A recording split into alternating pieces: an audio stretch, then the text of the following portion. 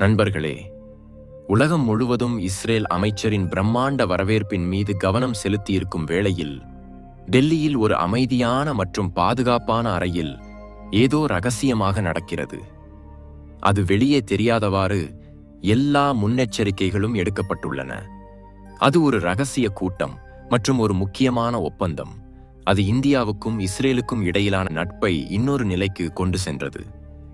இது வெறும் அரசியல் கைகுலுக்கல் மட்டுமல்ல, இது தொழில்நுட்பம், உளவுத்துறை மற்றும் இராணுவத் துறைகளில் புதிய வழிகளை திறக்கும் ஒரு பெரிய திட்ட ஒப்பந்தம். அதோடு இன்றைய வீடியோவில் நாம் இன்னொரு பெரிய அப்டேட் பற்றி பேசுவோம். அது பிரம்மோஸ் ஏவுகணை பற்றியது.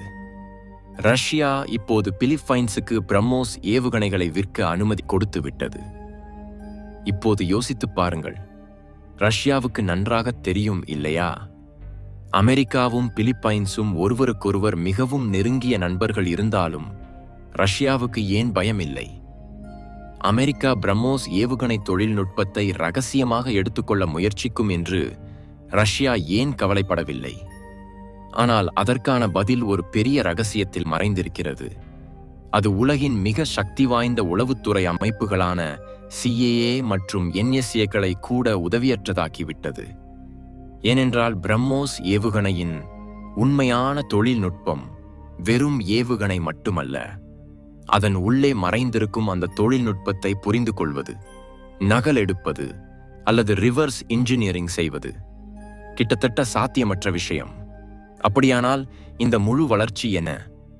இஸ்ரேலும் இந்தியாவும் இடையிலான ரகசிய ஒப்பந்தம் எந்த திசையில் செல்கிறது? மற்றும் ரஷ்யா பிலிப்பைன்ஸுக்கு பிரம்மோஸ் ஏவுகணைகளை கொடுத்து எந்த பெரிய ஆட்டத்துக்கு தயாராகிறது? பாருங்கள், இந்த எல்லா விஷயங்களின் முழு பகுப்பாய்வை இந்த வீடியோவில் தெளிவாக புரிந்து கொள்வோம். ஆனால் அதற்கு முன்பு, நீங்கள் இந்த வீடியோவை பார்க்கிறீர்கள் என்றால் ஒரு செகண்ட் எடுத்துக்கொண்டு லைக் பட்டனை அழுத்துங்கள் மற்றும் சேனலை சப்ஸ்கிரைப் செய்யுங்கள். உங்களுக்கு அது ஒரு செகண்ட் மட்டுமே, ஆனால் எங்களுக்கு அது மிகப்பெரிய உதவியாக இருக்கும். நண்பர்களே, இன்று வந்த இந்த செய்தியை கேட்டு சீனாவும் பாகிஸ்தானும் இரு நாடுகளின் இரத்த அழுத்தம் ஒரே சமயத்தில் உயர்ந்திருக்கும் காரணம் என்னவென்றால், இஸ்ரேல் மீண்டும் தன்னை தானே நிரூபித்துக் கொண்டது. அது இந்தியாவுக்கு வெறும் பங்காளி மட்டுமல்ல, ஒவ்வொரு கஷ்ட காலத்திலும், ஒவ்வொரு திருப்பத்திலும் மற்றும் ஒவ்வொரு சவாலிலும் இந்தியாவின் பக்கத்தில் நிற்கும் உண்மையான நண்பன். இது நான் எந்த உணர்ச்சிபூர்வமான வார்த்தைகளையும் சொல்லவில்லை. இந்த முறை இஸ்ரேல் வெளியுறவு அமைச்சர் சொந்தமாக அத்தகைய ஒரு அறிவிப்பை செய்தார். அது பீஜிங், அங்காரா மற்றும் இஸ்லாமாபாத்தில் உட்கார்ந்திருக்கும் நபர்களின் இரவு தூக்கங்களை கெடுத்துவிட்டது. இப்போது யோசித்துப் பாருங்கள், இந்தியா பாலஸ்தீனுக்கும் அதிகாரப்பூர்வ அங்கீகாரம் கொடுக்கிறது. அதாவது அரசியல் ரீதியாக இந்தியா முழுமையாக நடுநிலையில் இருக்கிறது. இருந்தாலும் இஸ்ரேல் ஏன் எப்போதும் இந்தியா பக்கம் சாய்ந்து காட்டுகிறது? உண்மையில் என்ன அது இஸ்ரேலுக்கு இந்தியா மீது அத்தகைய நம்பிக்கையை ஏற்படுத்துவது? இதுதான் உண்மையான கதையின் பின்னால் நடக்கும் விஷயம். இஸ்ரேல் வெளியுறவு அமைச்சர் இந்தியாவுக்கு வர தயாராகும் நேரத்திலேயே டெல் அவிவில் ஒரு மிக ரகசிய கூட்டம் நடக்கிறது. அது இந்தியாவும் இஸ்ரேலும் இடையிலான 17வது பாதுகாப்பு ஒத்துழைப்பு கூட்டம். இது எந்த சாதாரண விவாதமும் அல்ல.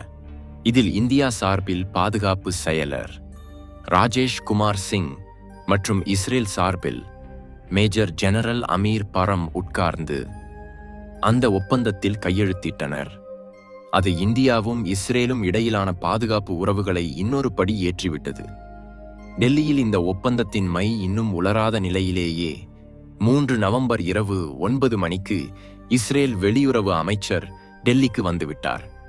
வந்த உடனே அவர்கள் ஜெய்சங்கர் மற்றும் தேசிய பாதுகாப்பு ஆலோசகர் அஜித் டோவலுடன் கூட்டம் நடத்தினர். இந்த கூட்டம் வெறும் புகைப்படங்கள் எடுப்பதற்கு மட்டுமல்ல, இரு நாடுகளுக்கும் இடையிலான அரசியல் பங்காளித்துவத்தை இன்னொரு நிலைக்கு கொண்டு செல்ல அங்கேயே முடிவுகள் எடுக்கப்பட்டன மற்றும் அது முழு உலகிலும் அமைதியின்மையை உருவாக்கியது.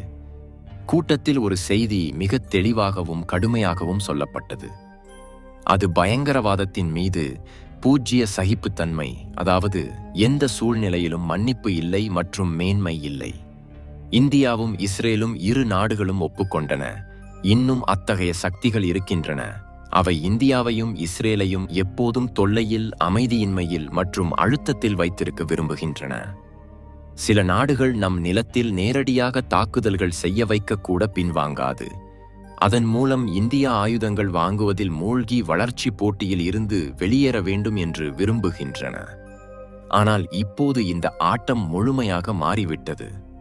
இந்தியாவும் இஸ்ரேலும் இப்போது வெறும் நண்பர்கள் அல்லது வியாபார பங்காளிகள் மட்டுமல்ல, அவை ஒரு கூட்டு பாதுகாப்பு குழுவாக மாறிவிட்டன. இந்த போராட்டம் இப்போதைய நேரத்துக்கு மட்டும் வரையறுக்கப்படவில்லை. இது எதிர்கால தொழில்நுட்பம், ட்ரோன் போர்கள், சைபர் உளவு மற்றும் அதிநவீன பாதுகாப்பு அமைப்புகள் வரை விரிவடையும்.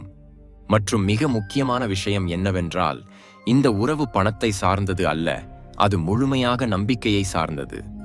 அது இதயத்திலிருந்து இதயத்துக்கு இணைக்கப்பட்டது. இஸ்ரேல் தெளிவாக சொல்லிவிட்டது, இந்தியா தனியாக இல்லை. எந்த நாடாக இருந்தாலும் இந்தியா மீது கெட்ட எண்ணங்களை வைத்திருந்தால் அது புரிந்து கொள்ள வேண்டும். இந்தியா பக்கத்தில் இஸ்ரேல் தொழில்நுட்பம், இஸ்ரேல் அனுபவம் மற்றும் இஸ்ரேல் இராணுவ சக்தி நிற்கும். அதாவது, ஒரு விஷயம் உலகம் இப்போது நன்றாக புரிந்து கொள்ள வேண்டும். இந்தியாவை பலவீனமாக நினைப்பது இனி யாராலும் செய்ய முடியாது. இந்த கூட்டத்தில் இரு நாடுகளும் வெறும் சம்பிரதாய வார்த்தைகளை மட்டும் சொல்லவில்லை. வரும் பல ஆண்டுகளில் தங்கள் ஒத்துழைப்பை இன்னும் வலுப்படுத்த ஒரு முக்கியமான ஒப்பந்தத்தில் கையெழுத்திட்டன. இந்த MOU, அதாவது மெமோராண்டம் ஆஃப் அண்டர்ஸ்டாண்டிங், இது காட்டுகிறது இந்தியாவும் இஸ்ரேலும் இப்போது வெறும் நட்பு உறவுகள் பற்றி பேசவில்லை. அவை பாதுகாப்பு, தொழில்நுட்பம், விவசாயம், நீர் மேலாண்மை, கண்டுபிடிப்புகள் மற்றும் விண்வெளி துறைகள் போன்ற முக்கிய துறைகளில் நிலத்துக்கு இறங்கி நடைமுறைப்படுத்த விரும்புகின்றன. இந்த அடி தெளிவாக சொல்கிறது, இரு நாடுகளுக்கும் இடையிலான அரசியல் பங்காளித்துவம் இப்போது வார்த்தைகளில் இருந்து வெளியே வந்து உண்மையான திட்டங்கள் மற்றும் முடிவுகள் நோக்கி செல்கிறது. கூட்டத்தில் இரு நாடுகளும் மீண்டும் வலியுறுத்தின, பயங்கரவாத விஷயத்தில் எந்த மென்மையும் இல்லை மற்றும் பின்வாங்கும் வாய்ப்பு இல்லை. வரும் காலத்தில் இன்னும் பல புதிய துறைகளில் ஒன்றாக வேலை செய்ய சமிக்ஞைகள் கொடுத்தன. இதனால் தெளிவாகிறது, இந்தியாவும் இஸ்ரேலும் இடையிலான உறவு இப்போது முன்பை விட மிக வலுவானதும் நம்பகமானதுமாக ஆகிவிட்டது. நான் எப்போதும் நம்புகிறேன், இஸ்ரேல் அத்தகைய சில நாடுகளில் ஒன்று. அது இந்தியாவின் கஷ்ட காலங்களில் எப்போதும் பின்வாங்காது மற்றும் காலத்துக்கு அது தன்னை தானே நிரூபித்துக் கொண்டது கூட. இந்தியா ஒவ்வொரு ஆண்டும் சுமார் $2 பில்லியன், அதாவது சுமார் 1700 கோடி ரூபாய்கள் மதிப்புள்ள ஆயுதங்களை இஸ்ரேலில் இருந்து வாங்குகிறது. இதனால் நாம் இஸ்ரேலின் மிகப்பெரிய பாதுகாப்பு பங்காளிகளில் ஒருவராக இருக்கிறோம்.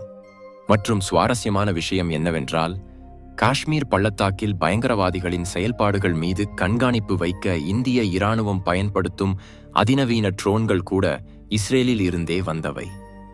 இரு நாடுகளுக்கும் இடையிலான இந்த நம்பிக்கையும் ஒருங்கிணைப்பும் வரும் காலத்தில் இன்னும் பெரிய வடிவம் எடுக்கப் போகிறது. வாருங்கள், இப்போது பிரம்மோஸ் ஏவுகணை இன்னொரு பெரிய அப்டேட் பக்கம் செல்வோம். ஒரு காலத்தில் எந்த வெளிநாட்டு வாடிக்கையாளர் கிடைத்தாலும் இந்தியாவுக்கு அது ஹீரோவாக தோன்றும். அந்த காலத்தில் பிரம்மோஸ் ஏவுகணையை முதல் முறையாக ஏற்றுக்கொண்ட நாடு பிலிப்பைன்ஸ் மட்டுமே.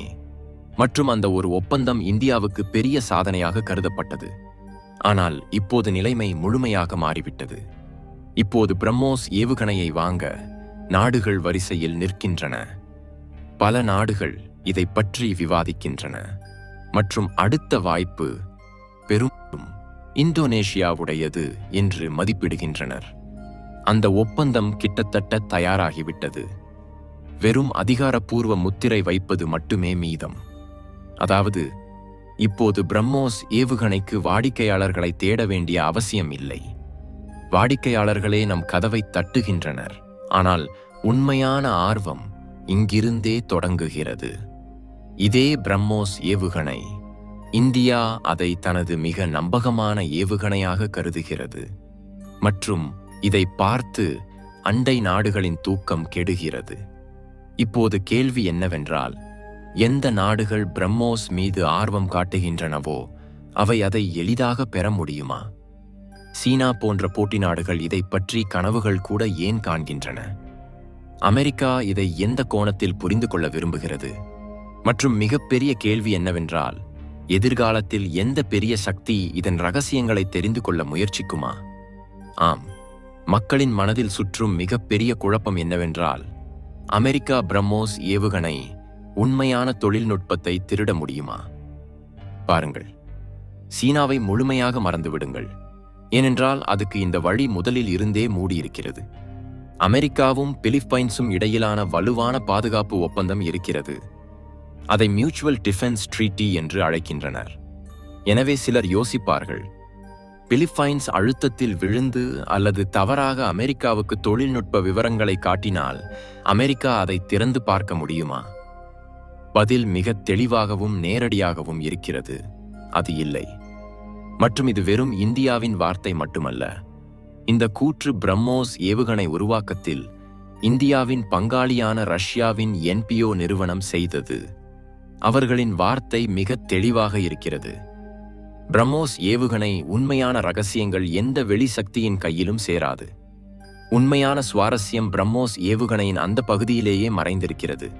அதை வெளியில் இருந்து பார்த்து யாராலும் பிடிக்க முடியாது. ஏவுகணையின் உண்மையான மூளை, அதன் கட்டுப்பாட்டு அல்காரிதம்கள், வழிகாட்டி அமைப்பு மற்றும் அதை அத்தகைய வேகமாக, துல்லியமாக மற்றும் ஆபத்தானதாக்கும் முழு சாஃப்ட்வேர், அந்த பகுதி அனைத்தும் அத்தகைய லாக் செய்யப்பட்டது. யாராவது திறந்தாலும் உள்ளே என்ன நடக்கிறது என்று புரியாது. இதை இப்படி புரிந்து கொள்ளுங்கள். யாருக்காவது மொபைல் போன் கொடுத்தீர்கள், ஆனால் பாஸ்வேர்ட் இல்லை, மொழி புரியாது மற்றும் என்கிரிப்ஷனை பிரேக் செய்ய எந்த வழியும் இல்லை. வெளியில் இருந்து அது வெறும் ஒரு பாக்ஸ் போல் தோன்றும் மற்றும் உள்ளே எந்த ஆட்டம் நடக்கிறது என்று யாருடைய புரிதலுக்கும் வராது. இப்போது சுவாரஸ்யமான விஷயம் கேளுங்கள். ரஷ்யா பிலிப்பைன்ஸுக்கு பிரம்மோஸ் ஏவுகணை விற்க அனுமதி கொடுத்த போது ரஷ்யாவுக்கு முன்பே தெரியும், அமெரிக்காவும் பிலிப்பைன்ஸும் மிக நெருங்கிய பங்காளிகள் என்று இருந்தாலும் ரஷ்யா எந்த யோசனையும் செய்யாமல் ஒப்புக்கொண்டது. ஏனென்றால் ரஷ்யாவுக்கு முழு நம்பிக்கை இருக்கிறது. அமெரிக்கா எவ்வளவு சூப்பர் நிபுணர்களை கொண்டு வந்தாலும், லேபிள் ஏவுகணையை துண்டு துண்டாக செய்தாலும் மற்றும் மைக்ரோஸ்கோப் வைத்தாலும் உண்மையான விஷயம் கையில் சேராது.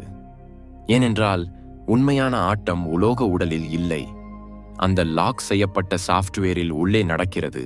மற்றும் அந்த பகுதி வெறும் இந்தியாவும் ரஷ்யாவும் கட்டுப்பாட்டிலேயே இருக்கிறது. இன்னொரு சிறப்பு விஷயம் என்னவென்றால், பிலிப்பைன்ஸுக்கு கொடுத்த பிரம்மோஸ் ஏவுகணை முழு இந்தியா பதிப்பு அல்ல. இது ஏற்றுமதி பதிப்பு மட்டுமே. இதன் ரேஞ்ச் வெறும் 290 கிலோமீட்டர்கள் மட்டுமே வைக்கப்பட்டுள்ளது. அதாவது இதை உள்நோக்கத்துடன் எளிய பதிப்பாக உருவாக்கியுள்ளனர். அதாவது அமெரிக்கா விரும்பினாலும் இந்த பதிப்பை பார்த்து மிக ஆழமான தொழில்நுட்பத்தை எடுப்பது கடினமான வேலை. உண்மையான பிரம்மோஸ் ஏவுகணை இன்னும் வெறும் இந்தியாவும் ரஷ்யாவும் அருகிலேயே இருக்கிறது. இப்போது மிக முக்கியமான விஷயம் வருகிறது. பிரம்மோஸ் ஏவுகணையுடன் இந்தியாவும் பிலிப்பைன்ஸும் இடையிலான ஒரு எண்ட் யூசர் ஒப்பந்தம் இருக்கிறது. அதில் தெளிவாக எழுதியுள்ளனர், இந்த ஏவுகணை தொழில்நுட்பம் அல்லது ஏதாவது திறந்து பார்க்கும் தகவல் மூன்றாவது நாட்டுக்கு கொடுத்தால் அது நேரடியாக அரசியல் மற்றும் சட்டப்பூர்வ பிரச்சனைகளில் சிக்கிக்கொள்ளும். அதாவது இது எந்த ஆட்ட பொம்மையும் அல்ல, யாராவது எடுத்துக்கொண்டு இன்னொருவர் முன் திறந்து காட்டுவது. ஆனால் கதை இங்கேயே முடியாது. பிரம்மோஸ் ஏவுகணை பாதுகாப்பு தன்னால் அத்தகைய அதிநவீனமானது. யாராவது இதை ரிவர்ஸ் இன்ஜினியரிங் செய்ய முயற்சித்தால், அதாவது திறந்து பார்ப்பது, நகலெடுப்பது அல்லது உள்ளே அமைப்புகளை புரிந்து கொள்வது, அப்போது ஏவுகணை தானாக லாக் ஆகிவிடும் அல்லது பயனற்ற நிலைக்கு சென்றுவிடும். ஒரு முறை அப்படியானால் அதை மீண்டும் செயல்படுத்த கீ வெறும் இந்தியாவிடம் மட்டுமே இருக்கிறது. இங்கேயும் பிலிப்பைன்ஸ் எப்போதாவது இந்தியாவை கேட்டால், நண்பா, இது நின்றுவிட்டது, மீண்டும் தொடங்குங்கள் என்று இந்தியா உடனடியாக புரிந்து கொள்ளும். ஏவுகணையுடன் ஏதோ மாற்றம் நடந்தது என்று. மற்றும் மிக கடினமான விஷயம் என்னவென்றால், பிரம்மோஸ் ஏவுகணை சீக்கர் அமைப்பு மற்றும் அதன் கட்டுப்பாட்டு கோட் அத்தகைய சிக்கலானவை. இந்தியா அல்லது ரஷ்யா உதவி இல்லாமல் அவற்றை புரிந்து கொள்வது கிட்டத்தட்ட சாத்தியமற்ற வேலை. அதாவது பிரம்மோஸ் ஏவுகணை வெறும் ஒரு ஆயுதம் மட்டுமல்ல, அது ஒரு மூளை போன்றது. மற்றும் அந்த மூளையின் கீ வெறும் 2 நாடுகளிடம் மட்டுமே இருக்கிறது.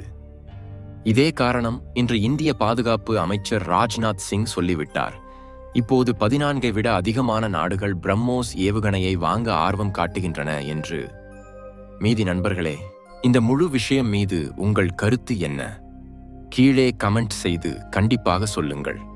நண்பர்களே, இது இன்றைய பெரிய செய்தி மற்றும் மிகுந்த ஆராய்ச்சி மற்றும் கஷ்டத்துடன் உங்கள் முன் வைத்துள்ளோம்.